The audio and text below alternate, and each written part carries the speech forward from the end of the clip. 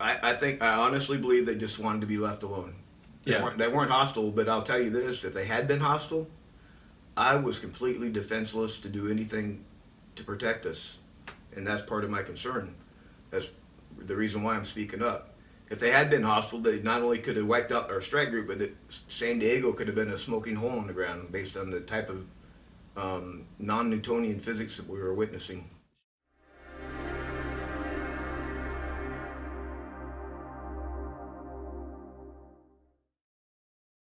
Greetings and welcome to the Vortex. I'm your host, Daniel Allen Jones, and I'm honored to be joined here by Kevin Day. Kevin, honored to be here with you. Glad to be here, Daniel. Thank you for taking the time to be with us. Yeah, it's just been a great time here at the event, and we've been focusing on the subject of UFOs. And a relevant topic here in the field lately has been the Tic Tac UFO. And this is something that, while it's fresh in everyone's mind, actually took place 15 years ago for you guys. And so please share a little bit about your time on the Princeton and take us back. You bet. I was a senior chief petty officer on the Princeton. My rate was operations specialist, which is by far the best rate in the Navy. Oh, great! I had to put that plug in, right? Yeah. For my former rate. And at any rate, we were on the part of the Nimitz strike group, the Nimitz aircraft carrier, the strike group. And this was in 2003. The war was still going on. 2003, 2004, and we had received orders to deploy a little bit early. So we went off the coast. We were going to do a whole bunch of training really quickly, so we would be ready. We had a bunch of stuff to get done. So we were that day. We went out in early November, first week of November '04, and we're off the coast of San Diego, probably about 100 miles southwest. And around the 10th of November, I began to see these really strange tracks appearing on my radar coverage on the Spy 1 radar system. And off the coast of California, there's lots of air traffic. Oh, sure. All kinds of stuff flying. There are things on comm air routes, Cessnas, helicopters, and you tend to pick up a lot of air traffic right along the coast. At any rate, off the coast of Catalina, which was north of us, probably about 175 miles, 150 miles or so, I was starting to see groups of very strange contacts, stuff I'd never really seen before. And what I mean by that, they would appear in like groups of between 5 and 10 at a time. So this wasn't just one, there were several. Over the course of the 2 weeks, there was probably about 100 of these things altogether. Wow. But they came in groups. They weren't 100 all at once. It was like one day I'd go up, there'd be 5. The next day I'd go up, there'd be 10. Next to go up, there'd be 6. That type of thing. And the weird thing about it, they were in formation, and they were slowly tracking to the south at 28,000 feet, going 100 knots. Which was very strange because usually things that high in the sky do not travel that slowly, or they'll fall out of the sky. Sure. Because you need more speed than that for a lifting body to create the required lift to stay airborne. And I was describing, there's lots of air traffic off the coast. I wasn't really concerned at all that they're representing any type of threat to the ships. Oh, okay. Because there's all kinds of air traffic. They're right off the coast. And so we continued to monitor them. It was very curious, and what the hell are these things? I don't know, but I'm trying to get some training done, but I'm monitoring them at the same time. I'm not really worried about them, although in my mind I'm thinking, what are these things? Sure. We were so curious, in fact, we actually brought down all of our systems on the ship just to make sure that we were experiencing some sort of malfunction on the radar system. Sure enough, the track quality on these things was the highest track quality possible on our systems. And so that brings us to about the 14th of November. We were getting ready to do an air defense exercise, which is a type of real high fidelity type of air defense training where we launch all the aircraft and they stay in picket stations in the sky around the ship, and we simulate other guys launching off the beach, and we intercept them and we protect the strike group. It's really high fidelity, realistic training. And my concern was safety of flight. Would you say this is similar to like a war game scenario? It's a big war game scenario. You bet it is. And it's extremely realistic. And again, this is during just right around you guys are in wartime. And right. This is a really important part of your job to make sure that you can protect all the crew and just stay together. It was my entire job. Yeah, my entire job was to identify everything that flies in the sky, and if it represents a threat, my job was to go out and intercept it with the Super Hornets off the carrier. Wow. Top Gun type stuff. So Captain Smith comes down to combat and said, "Sir, we're not really worried that these contacts are any type of threat or anything, but I am worried they represent a hazard to air navigation, because if we start launching a bunch of aircraft off the aircraft carrier, those objects, whatever they are right in our playground area, right in the piece of sky that I want to play in. And I highly recommend we intercept one and find out what they are. Yeah. Because if we launch all these aircraft and there's an air-to-air mishap, someone's going to ask why were you guys so incurious about this? What? So Captain Smith's like, yeah, you're right. You better do that. So I took control of the Fast Eagle flight. The day of the AATIP, the first flight was a Fast Eagle flight. It just happened to be Commander Fravier's flight. He was up. He was doing a functional check flight in his aircraft, getting ready to play in the air defense exercise.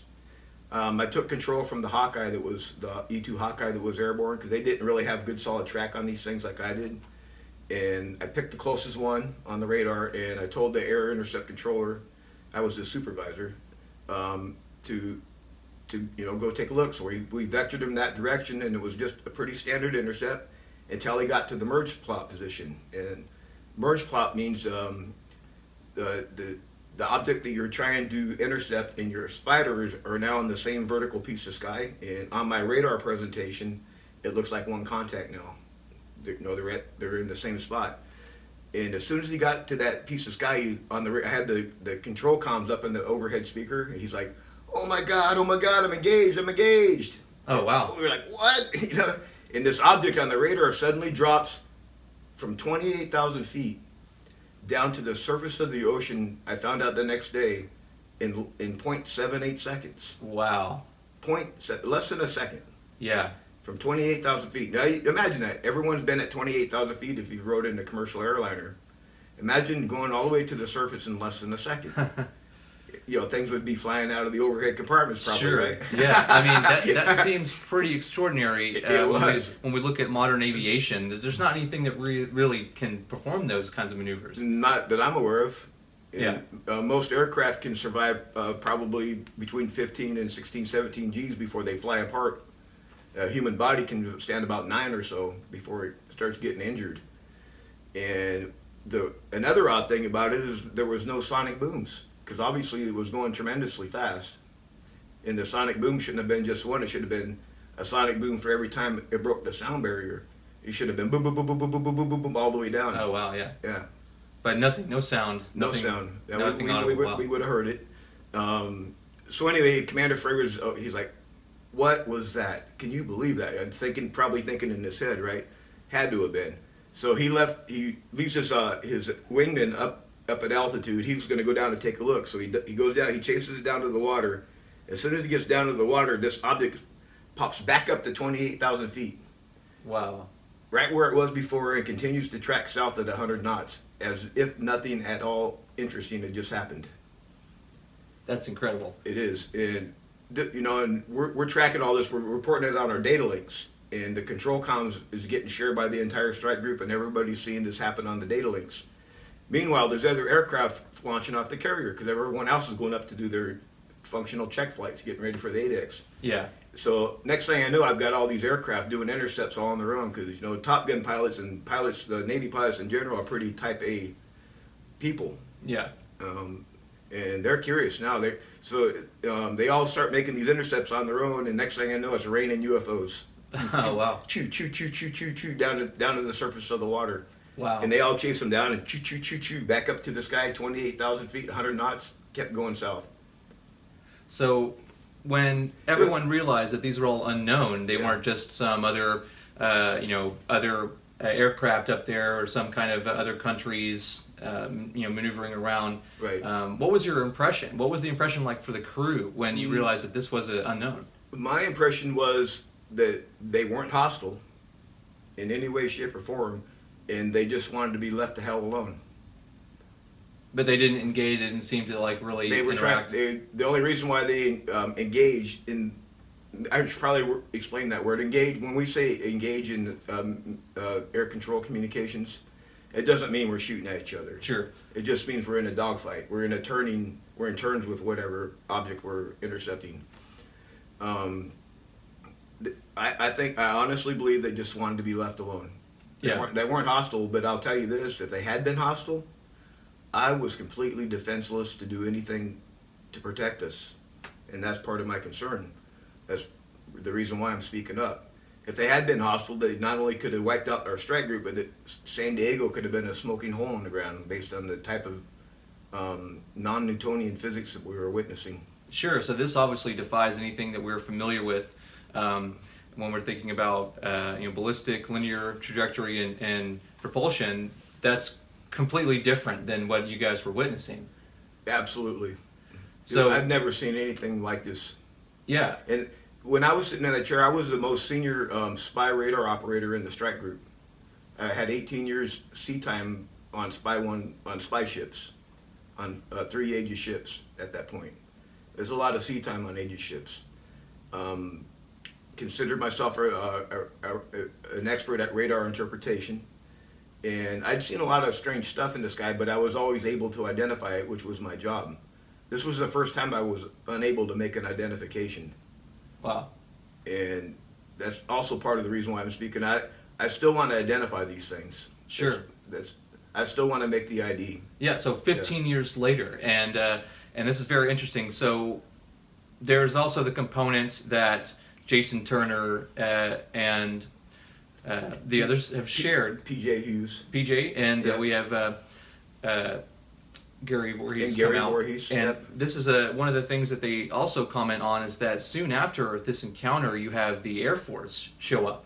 And I didn't know that was happening at the time. I've only learned that recently, like everyone else. So you guys didn't get together and concoct this fancy story of UFOs, and No. you guys sort of spontaneously found out from different vantage points where you got that incident in 2004 just happened to be my last underway in the Navy, and it was my last intercept in the Navy. I went to Wow. the ship pulled back into port. I went to shore duty for a couple years, and I retired. But the story bugged me, and I tried to tell people about it, but everyone's like, "Yeah," or you always get that long look down the nose. Yeah. So what was that like? Who the hell's gonna believe you? So I shut up about it. But what I did do is I wrote the story I did a fictionalized account in a short story, and I wrote some other short stories, and I published it in a book, and I published it in the Library of Congress. Wow. Okay. Just in case this story ever broke, that my little book would be evidence that, yeah, this really happened, because this guy wrote it back in 2008. Yeah. Talking about it. He was calling them Tic Tacs. He was naming the Nimitz. He was naming the Princeton. He completely described the encounters. Wow. So it's out there, and Yeah. you guys didn't just make this up and then just try to, get fame and money for whatever. But the interesting thing is that you did make an account of your experience and what you guys witnessed, and there are probably numerous people aboard the Princeton and the Nimitz that haven't come forward that were still a part of that encounter. Yeah, in fact, people can find my book on the internet. It's free. Just Google Sailor's Anthology Book 1, and the name of the story is called The Seer. It's a fictionalized account of what happened. 2017, like many years later, I was waiting tables down at the local golf course in my hometown because I spent a lot of time volunteering. I was trying to save the golf course from going bankruptcy, so I volunteered down there. And a CNN happened to be on that day, and all of a sudden this New York Times story broke with Commander Fravor coming out, and I actually dropped the plate. Oh, wow. I was in shock. I was like, "Oh my God, you got it! I know that video." Yeah. Yeah, it was shocking, and right then I knew I had to speak. I had to come up, and I had to support my shipmate. Yeah, so that was absolute validation of your account. Validation, yeah. And one thing led to another. Robert Powell was on top of the story, and he did a YouTube video on it. They were talking about YouTube. So I jump on YouTube. I leave a little comment. Hey, get a hold of me. I participated in this, and I want to tell you about what I saw. And he did right away. Oh, great. And one thing led to another, and I was invited into a secret group on Facebook called AATIP, just like the Pentagon program. Sure. And it's pretty much snowballed from there. And more and more witnesses are starting to come out. Yeah, well, we're hoping that people that are able to view these types of interactions are feeling more encouraged and less ridiculed, that they can, share that. And a big reason that is happening is because of Dave Beatty. Yeah.